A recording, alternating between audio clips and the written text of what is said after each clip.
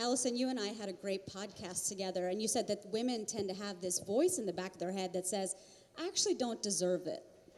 Through conditioning, through stereotypes, cultural assumptions, we've been told all of these stories all of our lives that we need to have this perfect thing, and we go for perfect, and if it doesn't look exactly the way that we think it should, then it's not right. We also have this other story going on in the back of our heads saying we don't deserve whatever it is that we want. So we have a desire for something, and then we immediately judge it as not being something that we actually deserve, whether it's the career that we want, whether it's the man that we want. So we stop ourselves from actually going after the man that we want, the house that we want, or whatever it is.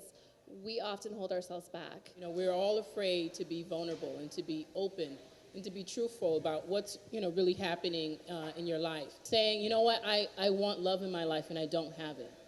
I think one of the first challenges that women, and I think actually more men than women, is that you're afraid to say that you are alone, that you're lonely, that you are alone Saturday nights, and you want to be with someone.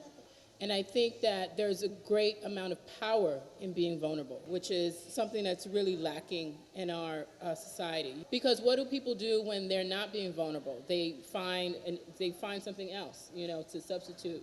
So instead of, you trying to find a date, you drink or you eat. It's the fear to be truthful, to own yourself. It's something that I'm really trying to apply to my business, because it's like, I created this business out of vulnerability, out of embarrassment. See, I think what's most important for women is that they should be realistic with their expectations of what they're looking for.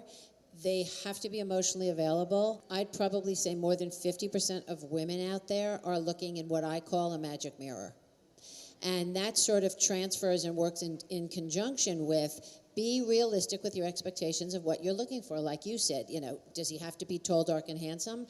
Or can he be short and bald? Is it possible that he might have a little bit of a belly when you want a guy that's ripped that does Ironman?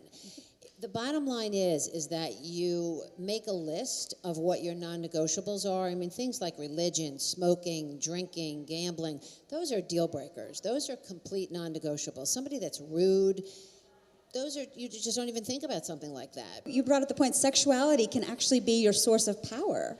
I would say you always speak your desire and then negotiate from there.